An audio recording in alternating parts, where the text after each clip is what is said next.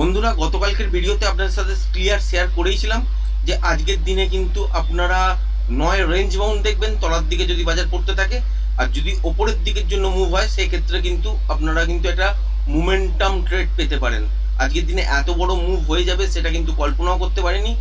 আর আগের সপ্তাহের জন্য যেটা আমরা সপ্তাহে শনিবার দিন রবিবার দিন আলোচনা করেছিলাম যে বাজারে হয়তো আর এবারে 25,330 যেটা লাইভ হাই আছে সেটা হয়তো এই মুহূর্তে টপকাবে না, সেটাও কিন্তু ভুল প্রমাণিত করে আজকের দিনে লাইভ হাই হয়ে গেল বাজারের মধ্যে।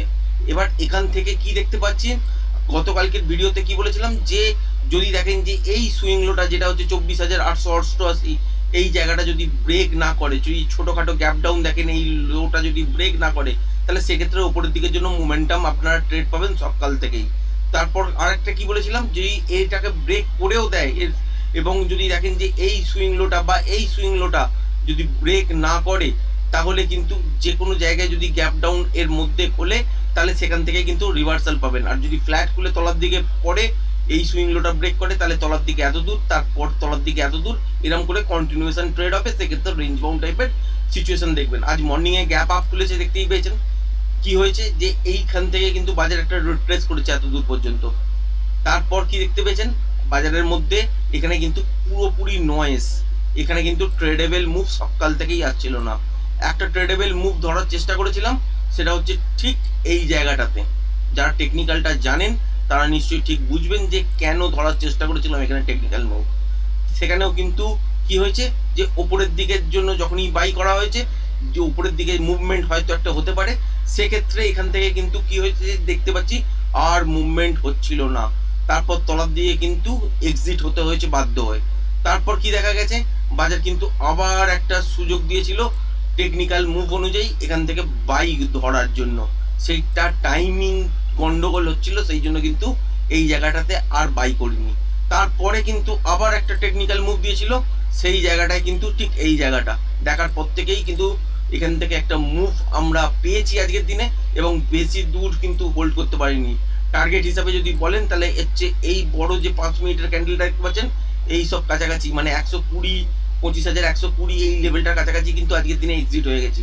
এখানে একটা ভালো সুন্দর প্রফিট হয়েছে, কিন্তু তারপরও দেখতে পেয়েছেন একটা কিন্তু স্ট্রেট মুভ এক্সপায়ারি যেটা মুভ বলে, সেই মুভটাই কিন্তু আজকের দিনে দিয়েছে। বাজার কিন্তু কিছু মানেনি। হঠাৎ দুটো সময়তেই এই যে মুভটা এলো, এর কি কারণ আছে? এর কিন্তু কোনো কারণ নেই, বা বাজারের মধ্যে কোনো রকম নিউজ কিন্তু আপডেট হচ্ছিল না যে এখানে নেগেটিভ বা পজিটিভ নিউজ আসছে, সেরকম কিচ্ছু ছিল না, না ন্যাশনাল মার্কেটে নাকি না ইন্টারন্যাশনাল মার্কেটে। তবুও কিন্তু হঠাৎ এই রকম একটা মুভ, সারাদিন রেঞ্জ বাউন্ড সিচুয়েশনটা দেখেছেন। যারা মর্নিংয়ে বাইও করে রেখে দিয়েছিলেন তারা কিন্তু আজকের দিনে কেঁদেছেন, বেশিক্ষণ কিন্তু হোল্ড করা যায়নি। আজকের দিনে আমরা সকাল থেকে দেখার পরে এই জায়গাটাতে বাই করার চেষ্টা করেছি, সেখানেও কিন্তু এক্সিট হয়ে যেতে হয়েছে। তারপর কি হয়েছে যে এইখানে দেখতে পেয়েছি যে বাইয়ের সেট আপ তৈরি হচ্ছিল, কিন্তু টাইমিং ম্যাচ করছিল না, সেই জন্য এখানেও ইন্টারেস্ট দেখায়নি। তারপরে আবার একটা টাইমিং অনুযায়ী বাজারের মধ্যে মুভমেন্ট ডেটটার পর নেওয়ার চেষ্টা করেছি, সেখানেই দেখা গেছে যে বাজার আস্তে আস্তে করে উপরের দিকে মুভ করছিল, এবং দুটো এই যে ক্যান্ডেলটা দেখতে পাচ্ছেন এই ক্যান্ডেলটা কিন্তু অনেকটা বড় মুভ দিয়ে দিয়েছিল, আর সেখানেই কিন্তু আমরা এক্সিট হয়ে যাই। এবং তারপর ভাবি যে আর হয়তো বেশি দূর যাবে না, কিন্তু এক্সপায়ারি মুভ একদম স্ট্রেট উপরের দিকে চলে গেছে, এবং লাইভ হাইও কিন্তু আজকের দিনে করে দেখিয়ে দিয়েছে। এইখানে আসার পর কি ভাবছিলাম যে এই ক্যান্ডেলটা যখন তৈরি হচ্ছিল সেক্ষেত্রে 25,180 কাছাকাছি পর্যন্ত যেতে পারে, কারণ প্যাটার্ন ওয়াইজ এই এত দূর পর্যন্তই টার্গেটটা হলেও হতে পারতো। তো এখানে এসে কি দেখলাম যে 200 ক্রস করে গেল, তারপর একটু উপরের দিকে যাওয়ার চেষ্টা করলো, আবার তলার দিকে আসার চেষ্টা করলো। তখন ভাবলাম যে এখান থেকে হয়তো এবার তলার দিকে হয়তো কিছুটা পড়তে পারে। তারপরেও কিন্তু আস্তে আস্তে আস্তে আস্তে করে কভার দিল, এবং উপরের দিকেই আলটিমেট কিন্তু চলে গেল। এই রকম যে মুভমেন্ট, এই মুভমেন্টটা কিন্তু আনএক্সপেক্টেড মুভমেন্ট, আর এই মুভমেন্টগুলোকে নিয়ে কিন্তু সেরকমভাবে কাজ করতে পারা যায় না, বা এত বড় মুভ কিন্তু দেখা সম্ভব নয়। যারা আজকের দিনে আপনাকে বলবে যে এইখান থেকে একটা মুভ ধরেছিলাম এত পর্যন্ত দেখেছি, তারা কিন্তু সব থেকে বড় স্ক্যামার, 100% শিওর বলছি। কারণ টেকনিক্যাল মুভ অনুযায়ী এই এত দূর পর্যন্তই নেওয়া যেতে পারে। তারপরে যে এই বড় মুভটা দেখতে পাচ্ছেন, এই বড় মুভে কিন্তু অনেক গুণ হয়তো অপশানের প্রাইস হয়েছে, মানে এইখানে একটা 85-এর যদি আপনার কলের অপশান থাকে, অপশানের প্রাইস থাকে, সেক্ষেত্রে এইসব জায়গায় কিন্তু 130, 35, 40 এই রকম জায়গায় কিন্তু অপশানের প্রাইস হয়ে গেছে। তারপর এখান থেকে এত দূর যাওয়ার ফলে এটা 400, 450 পর্যন্ত অপশানের প্রাইসটা কিন্তু চলে গিয়েছিল। এখানে যারা বলবেন যে এই তলা থেকে একদম টপ পর্যন্ত আমরা ধরতে পেরেছি, তারা কিন্তু সব থেকে বড় মিথ্যে কথা বলবেন। কারণ এইগুলো হচ্ছে টেকনিক্যালি কোনো রকম মুভ ক্যাপচার করার জন্য যে পেশেন্স লাগে বা যে রকমভাবে টেকনিক ইউজ করতে হয়, সেইটা কিন্তু এখানে ইউজ করা যাবে না। স্ট্রেট মুভ হয়েছে, হয়তো তারা বলতে পারেন যে আমরা এখান থেকে স্ট্রেট মুভ ক্যাপচার করেছি এবং যতক্ষণ বাজার চলতে থেকেছে আমরাও কিন্তু উপরের দিকের জন্য ট্রেল করতে থেকেছি, সেক্ষেত্রে বড় মুভমেন্ট পাওয়া গেছে। কিন্তু বাস্তবে এত বড় মুভ কিন্তু ধরে রাখা সম্ভব নয়। সারাদিন রেঞ্জ বাউন্ড টাইপের সিচুয়েশন, একদম ট্রিকি নয়েজ দেখার পর এইরকম মুভমেন্ট কিন্তু এক্সপেক্ট কেউই কিন্তু করবেন না যারা টেকনিক্যাল অনুযায়ী কাজ করবেন। যাই হোক, আজকের দিনে যে মুভমেন্টটা দেখতে পেয়েছেন, কালকের দিনে কিন্তু এই স্ট্রেট একটা তলার দিকে গ্যাপ ডাউনের সঙ্গে খুলতে পারে এবং 25,133 এই যে জায়গাটা দেখতে পাচ্ছেন, এটাই কিন্তু একটা সাপোর্ট হিসাবে কাজ করতে পারে। তারপর ওপরের দিকের জন্য বাউন্স ব্যাক করতে পারে, মোটামুটি রেঞ্জ বাউন্ড টাইপেরই কিন্তু সিচুয়েশন দাঁড়াচ্ছে। তারপর যদি দেখা যায় যে কোনো কারণে গ্যাপ আপ খুলে গেছে 25,440, 45-এর ওপর কনস্ট্যান্ট চলছে, সেক্ষেত্রে যতক্ষণ মোমেন্টাম থাকবে সেক্ষেত্রে প্লে করা যেতে পারে টেকনিক্যাল অনুযায়ী। কিন্তু যে মুভটার কথা আমরা বলছিলাম যে এখান থেকে আপসাইডের দিকে একটা মুভমেন্ট আপনারা পেতে পারেন, যদি দেখা যায় যে এই সুইং লোটা না ব্রেক করছে বা যদি আরেকটু তলায় গ্যাপ ডাউনের সঙ্গে খুলে এই সুইং লো বা এই সুইং লোটা যদি না ব্রেক করে, যেখানেই গ্যাপ ডাউনের সঙ্গে খুলুক না কেন, যে আগের সুইং লো এর কাছাকাছি থেকে যদি ব্রেক না করে, সেক্ষেত্রে উপরের দিকের জন্য একটা রিভার্সাল মুভ আপনারা কিন্তু দেখবেন। তাই কিন্তু ঘটেছে আজকের দিনে, মুভ কিন্তু খুব সুন্দর হয়েছে দুটোর পর থেকে। কিন্তু যদি বলেন ট্রেড হিসাবে, আজকের দিনে কিন্তু এইটুকুনি মুভই কিন্তু ক্যাপচার করা সম্ভব হয়েছে।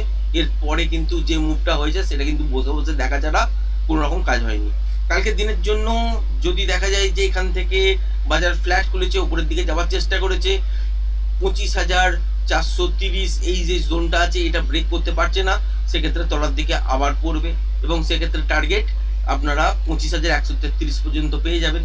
এরপর তলার দিকে যদি বাজারকে চলতে হয়, সেক্ষেত্রে ইন্টারডেতে ফ্রেশ প্রাইস অ্যাকশন দেখতে হবে, তবেই কিন্তু তলার দিকের জন্য মুভ পাবেন, আদারওয়াইজ পাবেন না।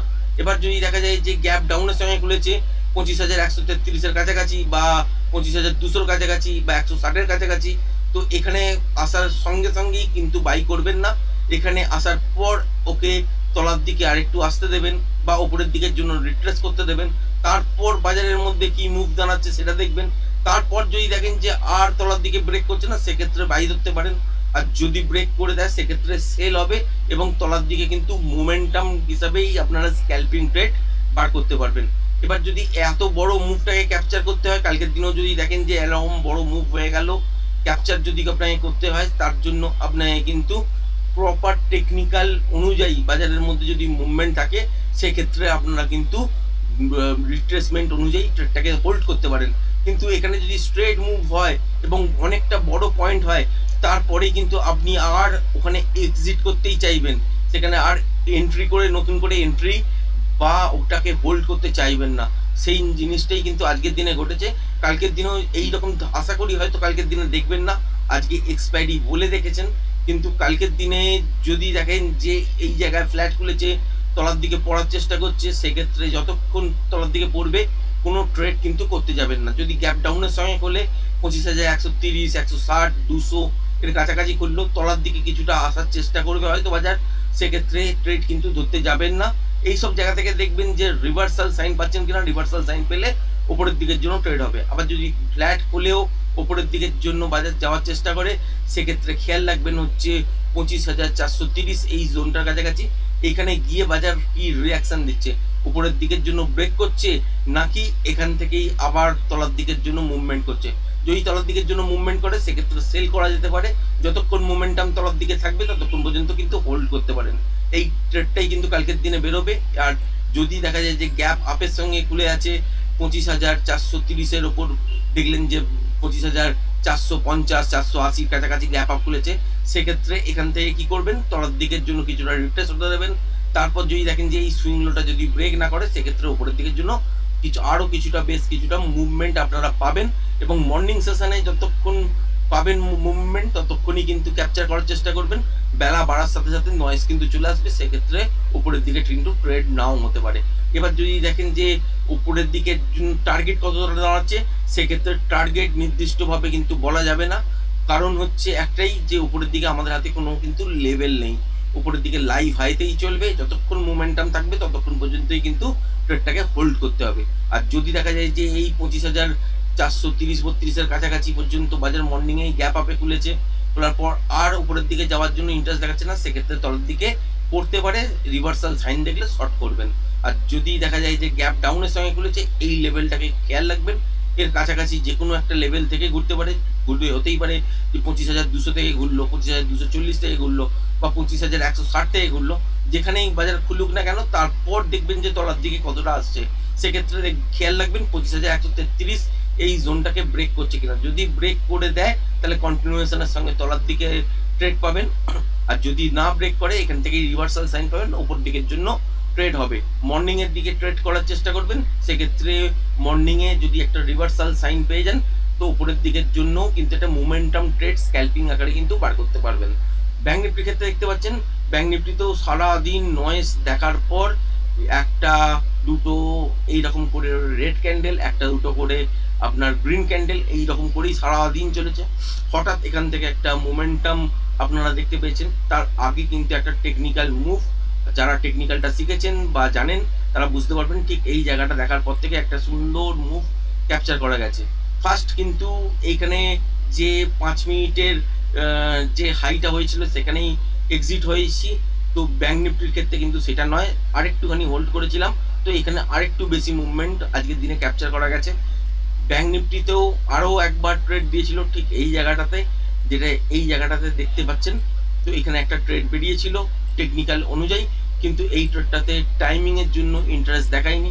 তার আগেও একটা ট্রেড বেরিয়েছিল এই জায়গাটাতে, এই জায়গাটাতেও ট্রেড করার চেষ্টা করেছি ব্যাংক নিফটিতে, কিন্তু এখানে কিন্তু সফল হয়নি। এখানে কি হয়েছে, এই ওপরের জায়গাটার কাছাকাছি বাই করেছিলাম, তারপর কিন্তু আর চলতে পারিনি, তলার দিকে এই মুভমেন্টটা দেখার পরে কিন্তু এক্সিট হয়ে যায়, সেখানেও কিন্তু বেশ কিছু লস হয়।